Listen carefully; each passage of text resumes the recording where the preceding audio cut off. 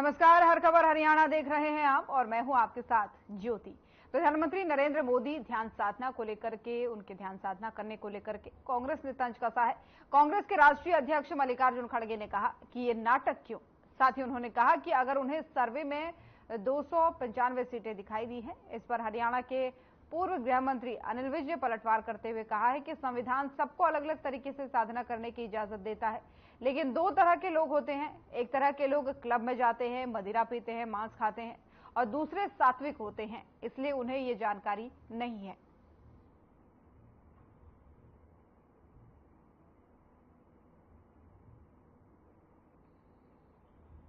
ये हमारा संविधान सबको अपने अपने तरीके से आराधना करने की इजाजत देता है, और जहां पर जाकर रॉक मेमोरियल में मोदी जी ने ध्यान लगाया है वो बहुत अच्छी जगह है, वहां पर ध्यान लगता है। मैं जब गया था मैंने भी वहां पर ध्यान लगाया था, लेकिन दो तरह के लोग हैं अगर हम लोगों को बांटते हैं। हेक्टिक एक्टिविटी करने के बाद एक तरह के लोग तो क्लब में जाते हैं, बार में जाते हैं, मदिरा मांस खाते हैं और वो अपनी को रिलैक्स करने की कोशिश करते हैं। और दूसरी तरह के जो लोग हैं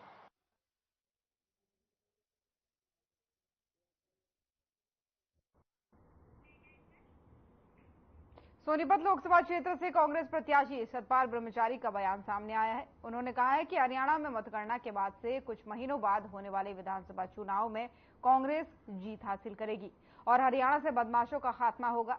साथ ही उन्होंने कहा कि कमजोर शासक होने की वजह से बदमाश गोलियां चलाकर फरार हो जाते हैं, प्रशासन उनको गिरफ्तार तक नहीं कर पाता।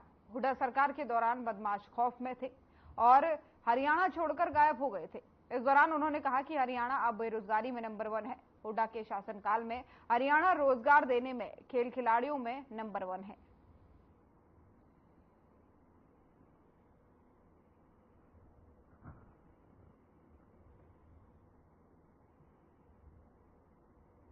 हरियाणा में मैं खुद सुनता हूँ, मैं रोड शो में था गोहाना, वहाँ के सभी विधायकों ने एक मत से कहा, हुड्डा साहब ने कहा कि सरेआम गोली चला के आदमी सीधा निकल जाता है। आज का तंत्र है, कैमरे हैं, मोबाइल है, गाड़ी नंबर हैं, पुलिस को एक्टिव होना चाहिए, आधुनिक युग है ये। तब भी वो गोली चला के सीधे निकल जाते, चाहे सफेदों हो चाहे गोहाना हो। जब तक मजबूत शासक नहीं होगा तब तक ये समाप्त होने वाला नहीं है। कांग्रेस ने वादा किया है जिस दिन कांग्रेस की सरकार बन जाएगी उस दिन हरियाणा से बदमाशी खत्म हो जाएगी। आपने पहले भी देखा है, हुड्डा साहब जब पहले मुख्यमंत्री बने तो बहुत जिस तरह जैसे गोलियां आज चल रही ऐसी चलती थी, रात को आना जाना बंद हो जाता था। लेकिन जब कांग्रेस की सरकार हुड्डा साहब के नेतृत्व में बनी तो बदमाशी खत्म हो गई थी।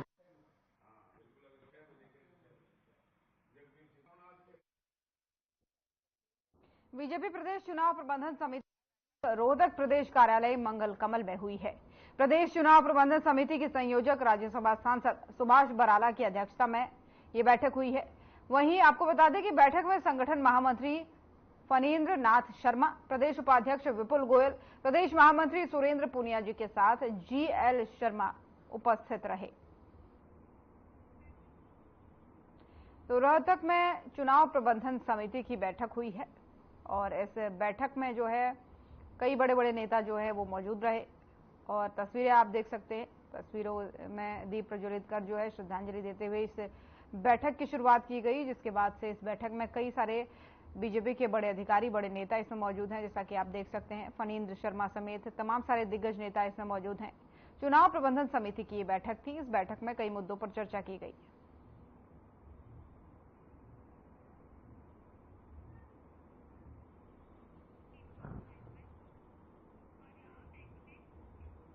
और फरीदाबाद में एक बड़ा हादसा हुआ है। आपको बता दें कि दादी की अस्थियों को विसर्जित करने गए 3 लोग यमुना नदी में डूब गए, जिनमें से एक शख्स की मौत बताई जा रही है, जिन्हें 6 घंटे की मेहनत के बाद और मशक्कत के बाद से पुलिस ने नदी से बाहर निकाला। घटना दिल्ली से सटे फरीदाबाद के बल्लभगढ़ में छायसा गांव स्थित यमुना नदी के घाट की है। फिलहाल पुलिस ने मृतक युवक के शव को पोस्टमार्टम के लिए मोर्चरी में रखवा दिया है। तो फरीदाबाद की ये खबर है, जहां पर यमुना नदी में 3 युवकों के डूबने की खबर सामने आई है। बताया जा रहा है कि दादी का अंतिम संस्कार करने पहुंचे थे और इसी दौरान ये तीनों युवक जो है नदी में डूब गए और 3 में से एक की जान भी चली गई और बाकियों को जो है 6 घंटे की कड़ी मशक्कत के बाद से जो है पुलिस बाहर निकाल पाई। दरअसल अस्थियां विसर्जन करने गए थे और उसी घाट की तस्वीरें आपको दिखा रहे हैं, जहां पर यमुना नदी में ये युवक जो है अपनी दादी की अस्थियां विसर्जित करने गए थे और इसी दौरान हादसा हुआ। पैर इन लोगों का फिसला, एक की मौके पर मौत हो गई और बाकियों को 6 घंटे की मशक्कत के बाद से बाहर निकाला गया, ऐसा बताया जा रहा है।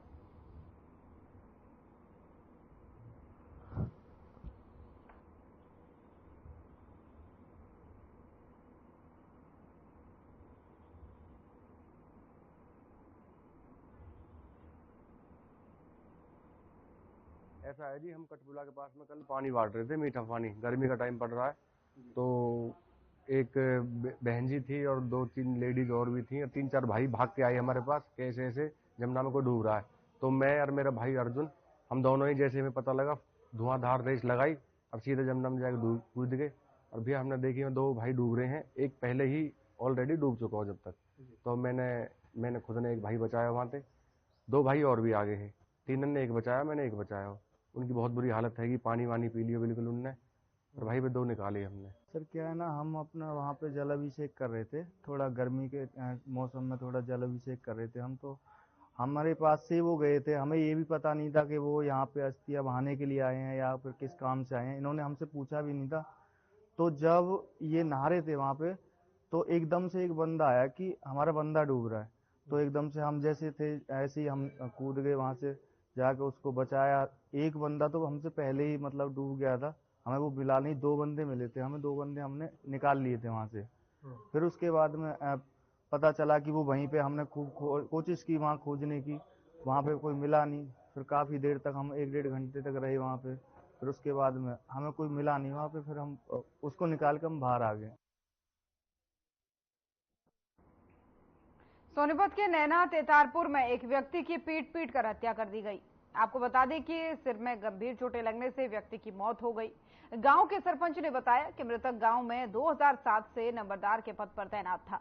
गांव के कुछ लोगों ने जो है उनके साथ विवाद किया था, यानी उनका विवाद था कुछ लोगों के साथ।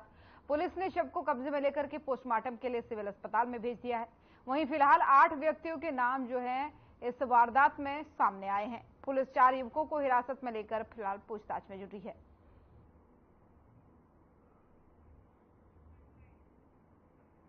तो सोनीपत का यह मामला बताया जा रहा है, जहां पर नंबरदार के पद पर तैनात एक व्यक्ति का गांव के कुछ लोगों से विवाद था और इस विवाद के चलते उस पर हमला किया गया और हमले के दौरान उसके सिर पर गंभीर चोटें आ गई, जिसकी वजह से उसकी मौत हो गई। मामूली विवाद के बाद से ये मारपीट हुई थी और अब बताया जा रहा है कि उस व्यक्ति की मौत हो गई है। नंबरदार के पद पर ये 2007 से ही गांव में तैनात था, लेकिन अब पुलिस ने इस पूरे मामले में 4 लोगों को हिरासत में ले लिया है और फिलहाल जो है पूरे मामले की कार्रवाई की जा रही है, उसकी छानबीन की जा रही है। 4 लोगों को अब इस मामले में जो है पुलिस ने अपने हिरासत में ले लिया है। बताया जा रहा है कि इन लोगों पर कड़ी कार्रवाई की जाएगी, लेकिन मामूली विवाद के चलते इस व्यक्ति की हत्या जरूर हो गई, जो बताया जा रहा है कि काफी लंबे समय से नंबरदार के पद पर तैनात था।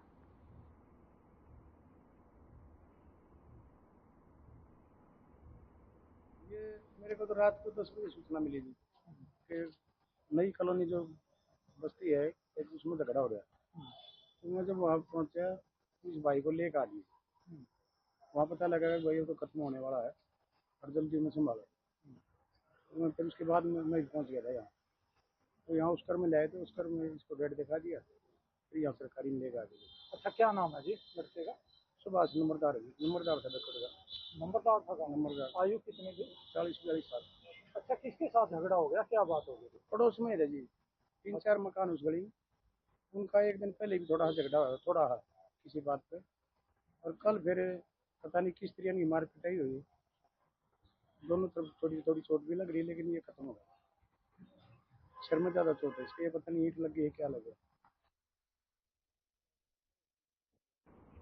चरखी दादरी शहर के वार्ड नंबर 11 वाल्मीकि नगर में पिछले काफी समय से बिजली और पानी की समस्या को लेकर के स्थानीय नागरिकों ने सब्जी मंडी के पास रोड पर जाम लगाया और प्रशासन सरकार के खिलाफ नारेबाजी करते हुए रोष जता रहा है। वहीं स्थानीय नागरिकों ने मामले में बताया है कि पिछले काफी समय से वाल्मीकि नगर में बिजली और पानी की समस्या गंभीर रूप से बनी हुई है। गर्मी के मौसम में लोगों का जीना मुहाल हो रहा है और वाल्मीकि नगर में न बिजली समय पर आती है और न पीने का पानी उपलब्ध होता है। स्थानीय नागरिकों ने बताया है कि कई बार संबंधित अधिकारियों को समस्या से अवगत भी कराया गया है, लेकिन कोई भी समाधान नहीं निकला। तो चरखी दादरी की ये तस्वीरें हैं जहां पर ग्रामीण जो है काफी परेशान हैं, प्रशासन से समस्या का हल निकालने की मांग कर रहे हैं। बार बार रोड जाम होने की परिस्थितियों से उन्हें गुजरना पड़ रहा है और बिजली पानी की भी जो है यहाँ पर किल्लत पड़ी हुई है, जिसको लेकर के उनका कहना है कि बार बार उन्होंने प्रशासन से गुहार लगाई है मदद के लिए, लेकिन कोई भी समाधान नहीं निकल करके सामने आया है। तो अब जो है बिजली पानी की समस्या को लेकर के इतने परेशान ग्रामीण हो गए कि उन्हें रोड जाम करना पड़ा और इस दौरान पुलिस वाले गाँव वालों को समझाते हुए आपको तस्वीरों में दिख जाएंगे। ग्रामीणों का आरोप है कि बार बार वो अपनी बिजली पानी की समस्या को लेकर के प्रशासन के पास जाते हैं, लेकिन आश्वासन के अलावा कुछ भी उनके हाथ नहीं लगता। अब जो है उन्होंने रोड जाम करना ही उचित समझा और इस दौरान जो है तस्वीरें जो सामने आ रही है उसमें आप देख सकते हैं कि किस तरीके से गांव वालों को पुलिस वाले समझाने का प्रयास कर रहे हैं।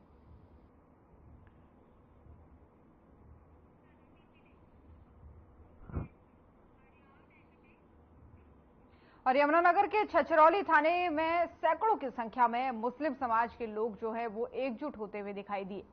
मुस्लिम समाज के लोगों की मांग है कि जिस युवक ने कुरान की आयत की बेअदबी की थी उस पर पुलिस सख्त कार्रवाई करे और उसे गिरफ्तार करे। मुस्लिम समाज का कहना है कि युवक ने सोशल मीडिया पर एक पोस्ट डालकर कुरान की बेअदबी की थी। शरारती युवक उत्तराखंड के गंगनगर का रहने वाला है। फिलहाल पुलिस जो है पूरे मामले की जांच में जुटी हुई है।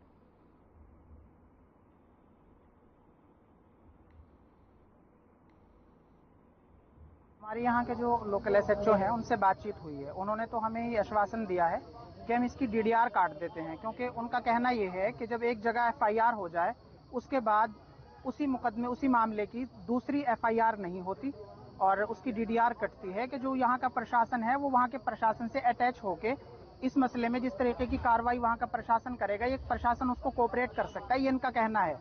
हमारी जिन वकीलों से बात हुई है वो भी कुछ वकील ये कह रहे हैं कि इसमें प्रावधान है दूसरी एफआईआर होने का, कुछ कह रहे हैं नहीं है। आज कंप्लेंट लेके आए थे, हमें एक रुड़की का लड़का बताया जा रहा है जिसका नाम सिद्धार्थ चतुर्वेदी है।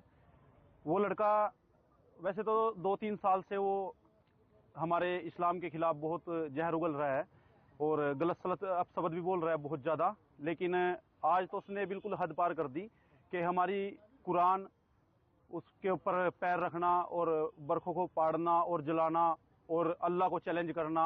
आज छछरौली और आसपास के कुछ मुस्लिम समुदाय के लोगों ने इकट्ठा होकर रोष प्रकट करके उत्तराखंड रुड़की में हुई एक निंदनीय घटना के बारे में, कुरान शरीफ के पन्ने फाड़ने और जलाने के बारे में मेरे को एक शिकायत इन्होंने दी है, जिस संबंध में मेरी रुड़की हरिद्वार में एसएचओ गंगनहर से बातचीत भी हुई है। इस संबंध में ऑलरेडी गंगनहर थाना में मुकदमा दर्ज है और उसमें गंगनहर पुलिस द्वारा कार्रवाई अमल में लाई जा रही है।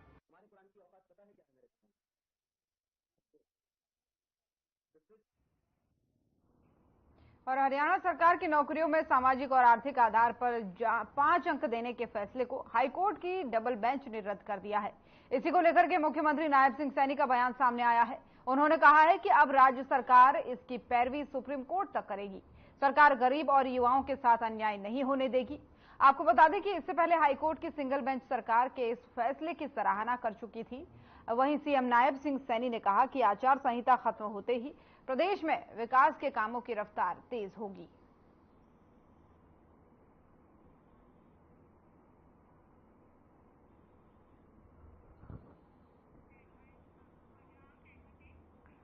और पूर्व मुख्यमंत्री मनोहर लाल ने कार्यकर्ताओं से चर्चा की है। आपको बता दें कि 2 दिन में मनोहर लाल करनाल लोकसभा की सभी विधानसभाओं के कार्यकर्ताओं से चुनाव के अनुभवों को जानने पहुंचे।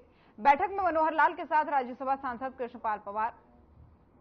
कृष्णलाल पवार, सांसद संजय भाटिया और जिला अध्यक्ष दुष्यंत भट्ट भी मौजूद रहे। इसके बाद से मनोहर लाल करनाल जिले की 5 विधानसभा के कार्यकर्ताओं से चर्चा करेंगे।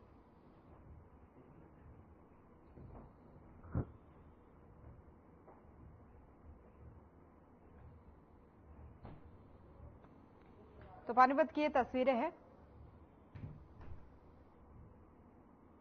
जहां पर लोकसभा चुनाव के बाद से अब पूर्व सीएम मनोहर लाल जो है लगातार कार्यकर्ताओं से चर्चा करने के लिए पहुंच रहे हैं, अलग अलग विधानसभाओं में पहुंच रहे हैं। कार्यकर्ताओं से मनोहर लाल चर्चा करते हुए नजर आए हैं और ये तस्वीरें उसी दौरान की है जहां पर कार्यकर्ताओं की बैठक में वो तमाम सारी चर्चाएं करते हुए नजर आए हैं, क्योंकि अभी अभी लोकसभा चुनाव संपन्न हुए हैं। तो ऐसे में अब आने वाले समय में हरियाणा में विधानसभा के चुनाव भी होने हैं, उसको लेकर भी तमाम सारी अहम बातों पर चर्चा करते हुए यहाँ पर वो नजर आए और अब अलग अलग विधानसभा वार जो कार्यकर्ताओं के साथ बैठक कर रहे हैं और साथ ही कई मुद्दों पर चर्चा कर रहे हैं। और ये तस्वीरें उसी दौरान की है, पानीपत की ये तस्वीरें हैं जहां पर वो अलग अलग विधानसभा वार जो है कार्यकर्ताओं के साथ मिले, बैठक की और इस दौरान चर्चा करते नजर आए। और आगे भी और कई कार्यक्रम हैं उनके जहां पर वो कार्यकर्ताओं के साथ अनुभव को साझा करेंगे और फिलहाल इस कार्यक्रम में भी उन्होंने कार्यकर्ताओं के साथ बैठक की, उनके अनुभव जाने और चुनाव समेत तमाम मुद्दों पर चर्चा करते हुए नजर आए।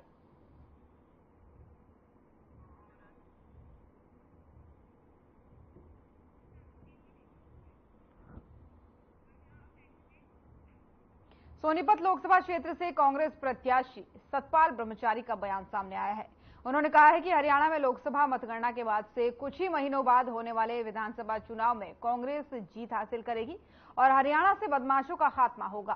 साथ ही उन्होंने कहा कि कमजोर शासक होने की वजह से बदमाश गोलियां चलाकर फरार हो जाते हैं, प्रशासन उनको गिरफ्तार तक नहीं कर पाता। हुड्डा सरकार के दौरान जो है बदमाश खौफ में थे और हरियाणा छोड़कर गायब थे। इस दौरान उन्होंने कहा कि हरियाणा अब बेरोजगारी में नंबर 1 है।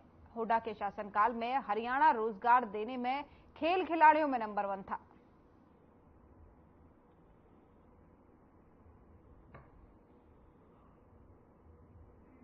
हरियाणा में मैं खुद सुनता हूं, मैं रोड शो में था गोहाना, वहां के सभी विधायकों ने एक मत से कहा, हुड्डा साहब ने कहा कि सरेआम गोली चला के आदमी सीधा निकल जाता है। आज का तंत्र है, कैमरे हैं, मोबाइल है, गाड़ी नंबर हैं, पुलिस को एक्टिव होना चाहिए, आधुनिक युग है ये, तब भी वो गोली चला के सीधे निकल जाते हैं, चाहे सफेदों हो चाहे गोहाना हो। जब तक मजबूत शासक नहीं होगा तब तक ये समाप्त होने वाला नहीं है। कांग्रेस ने वादा किया है, जिस दिन कांग्रेस की सरकार बन जाएगी उस दिन हरियाणा से बदमाशी खत्म हो जाएगी। आपने पहले भी देखा है, हुड्डा साहब जब पहले मुख्यमंत्री बने तो बहुत जिस तरह जैसे गोलियां आज चल रही ऐसी चलती थी, रात को आना जाना बंद हो जाता था। लेकिन जब कांग्रेस की सरकार हुड्डा साहब के नेतृत्व में बनी तो बदमाशी खत्म हो गई थी।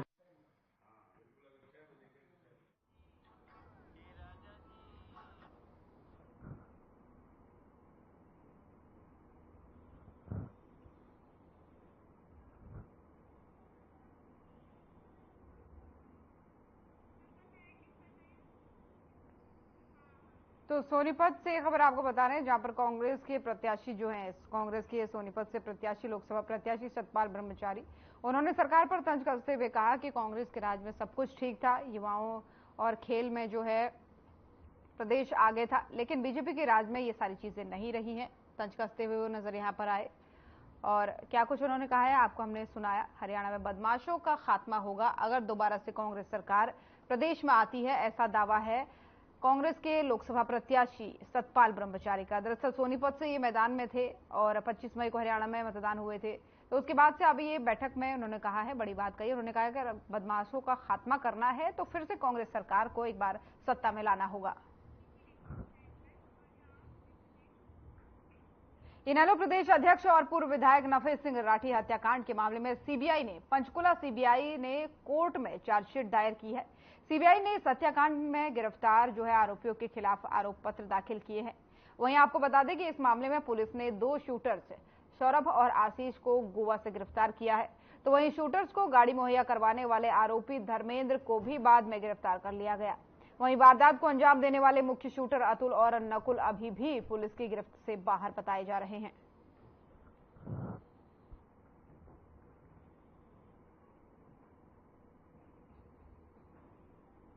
देखिए, सीबीआई ने 1 तारीख को ये केस रजिस्टर कर लिया था आपने, और 1 महीने के अंदर ही सीबीआई ने अपनी जांच के अंदर जो भी तथ्य मिले उनको, उसके तहत सीबीआई ने अपनी चार्जशीट दाखिल की है। जबकि अपनी हरियाणा पुलिस की हम देखें तो 2 महीने तक उन्होंने कोई ऐसा प्रोग्रेस नहीं दिखाई केस में। सीबीआई ने प्रोग्रेस दिखाई है और चार्जशीट दाखिल की है। सुरक्षा को लेकर भी कुछ आदेश है? देखिए, सुरक्षा को लेकर तो हम हमेशा से चिंतित हैं, हमारे परिवार को लेकर भी, हमारे विटनेसेस को लेकर भी। और उसी के चलते मैंने हाई कोर्ट में एक एप्लीकेशन दायर की थी कि भी हमारी सुरक्षा को बढ़ा दिया जाए और हमारे पुख्ता इंतजाम किए जाए सुरक्षा के।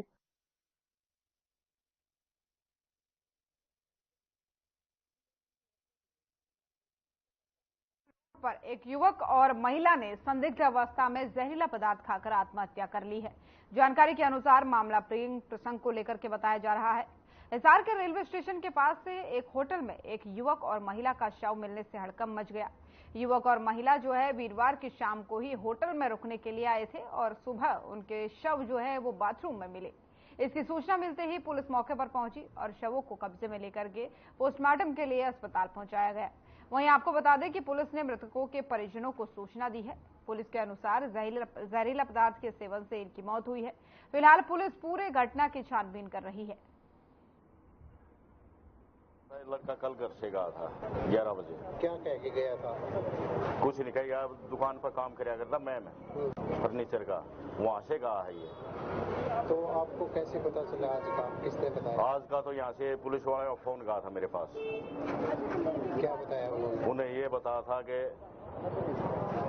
आगे इस नाम के हैं मदनेड़ी के लड़का बिला पहचान। फिर उन्होंने फोटो गिरे है मेरे फोन पर, तो मैंने पहचान लिया, मेरा भतीजा है। तो इस लड़के को पता था भैया, इसको जानता है लड़की को पहले से?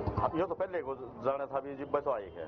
यार 2 बजे सूचना मिली थी भाई, ये पैतरा होटल है, इसमें एक लड़का और लड़की सुसाइड कर गए रूम नंबर 110 में। इस सूचना पर पुलिस मौके पर पहुंची थी और वहाँ आईडी उडी चेक करी थी। सुमित नाम का लड़का मदनेड़ी का, वो लड़की है मोनिका शिवानी बोलांगी। आपस में इनकी रिश्तेदारी भी है, दोनों ने सुसाइड किया है। आगे कार्रवाई जारी है। तो पुलिस को कब पता चला था? 2 बजे लापता है। कब से? एक तो FIR लॉज है अग्रवाल थाने में, लड़की की 2 लड़के की FIR दर्ज ली है। तो आगामी पुलिस की क्या कार्रवाई रहेगी? 174 कार्रवाई करेंगे, जो भी बयान देंगे। तो शाम में मौसम में बदलाव हुआ है। तेज धूल वाली भरी आंधी जो है उसके साथ ही आसमान में बादल छा गए हैं। हल्की बरसात से तापमान में ठंडक महसूस की जा रही है, तो वहीं लोगों को भीषण गर्मी से जरूर थोड़ा सा राहत मिलती नजर आ रही है। आपको बता दें कि पिछले काफी दिनों से भीषण गर्मी से लोग जूझ रहे थे और अब तापमान में घटौती से लोगों को राहत भी मिली है। बढ़िया मौसम लगा, बहुत ठंडा मौसम हो रहा है, बाले की बारिश आ रही है और हमें आने जाने में बहुत ज़्यादा परेशानी हो रही, बहुत गर्मी पड़ा करती और कूलर भी काम करने छोड़ रहे थे और पानी की भी बहुत ज़्यादा समस्या थी, आने जाने की समस्या भी बढ़ रही थी और बच्चे भी गर्मी में बहुत ज़्यादा परेशान हो रहे थे। आज हमें बहुत ज़्यादा राहत मिली। तो मौसम का बदलाव उससे आपको काफ़ी राहत महसूस कर रहे हैं? बहुत ज़्यादा राहत महसूस कर रहे हैं, आज बहुत हमें ठंडक मिल रही है।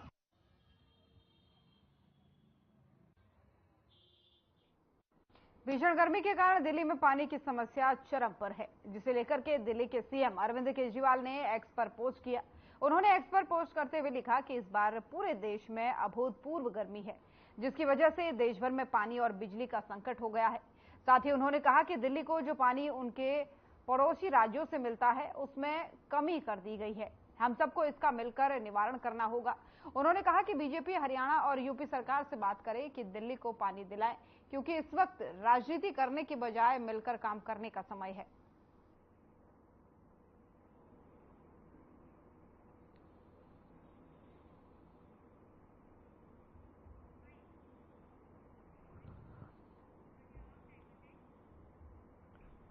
तो हर खबर हरियाणा देख रहे थे आप। बुलेटिन में फिलहाल इतना ही। नमस्कार।